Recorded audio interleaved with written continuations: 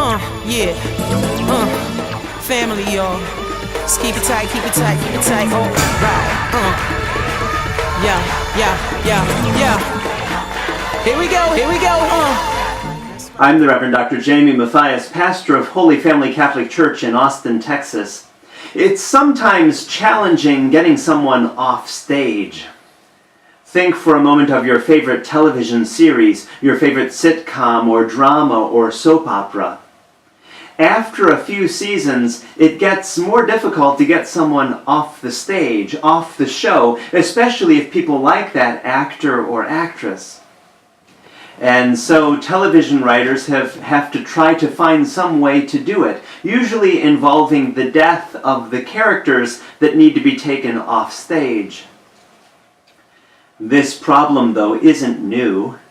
In the Bible, we have many examples of challenges with getting people off the stage, especially when the death of the character is not an option. The prophet Elijah, for instance, was such a great man that the author of the second book of Kings couldn't imagine him ever dying. So what happened? How did we get him off stage? According to the story, fiery horses swooped down from heaven, pulling a fiery chariot onto which Elijah jumped, and he was whisked away to heaven. The prophet Elijah was off the stage, but the entire story created problems for later generations. When, after all, was the last time that you saw fiery horses swooping down from heaven, pulling fiery chariots? You see, the author of that story had a different cosmology, a different way of looking at the world. He or she believed that the earth was flat, and that the sky was like an inverted bowl, and that the heavens were just above that bowl. And so it made sense to him or her that the great prophet Elijah was somehow transported to that physical place just above the bowl of the sky. We have another example in Jesus' friend Lazarus, the brother of Mary and Martha. Lazarus died, so he was off the stage, right? Well, he was dead for 4 days, but then Jesus brought him back to life. So, how do you get Lazarus off stage again? According to the Orthodox Catholic Church, Lazarus fled the persecutions of Judea and became the first bishop of one of the first autocephalous or self-governing Catholic churches in Larnaca, a city on the island of Cyprus off the coast of Turkey. Yes, independent Catholicism enjoys a long, rich history going back to Lazarus. And according to the Roman Church, Lazarus and his sisters enjoyed a miraculous voyage to present-day France, where Lazarus became the first bishop of Marseille.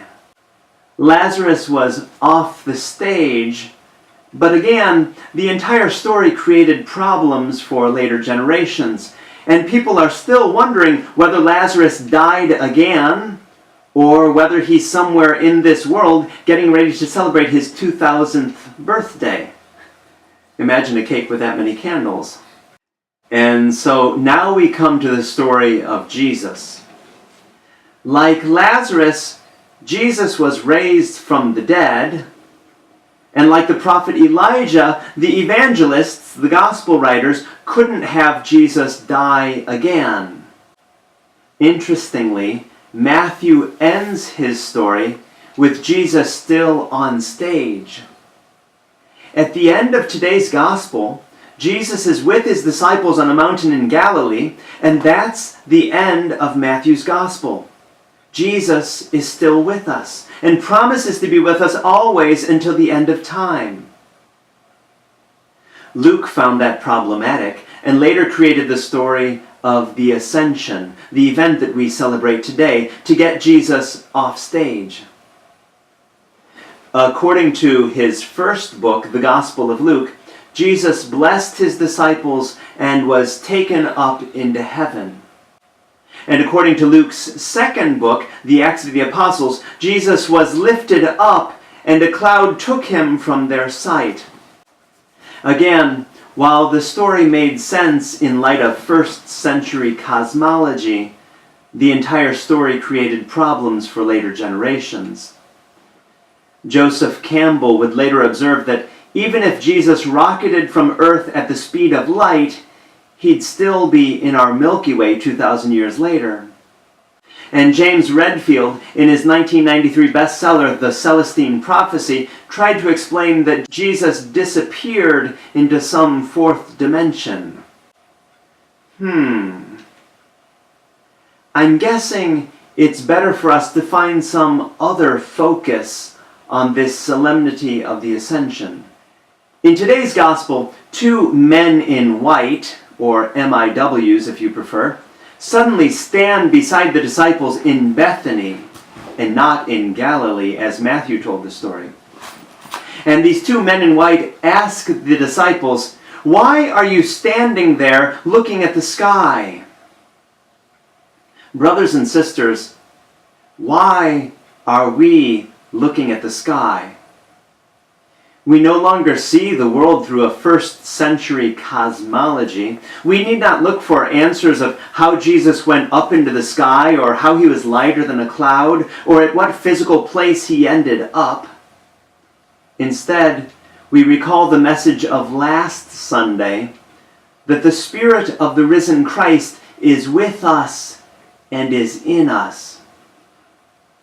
In today's second reading, the pseudonymous author of the letter to the Ephesians prays that God might share with us a spirit of wisdom and revelation, that the eyes of our hearts might be enlightened.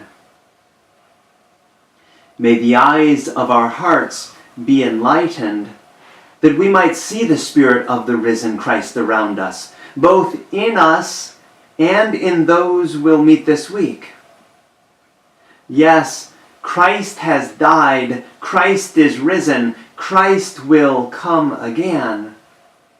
Christ will truly come again to others through us, and to us through others. And that Spirit need never be taken off stage. We are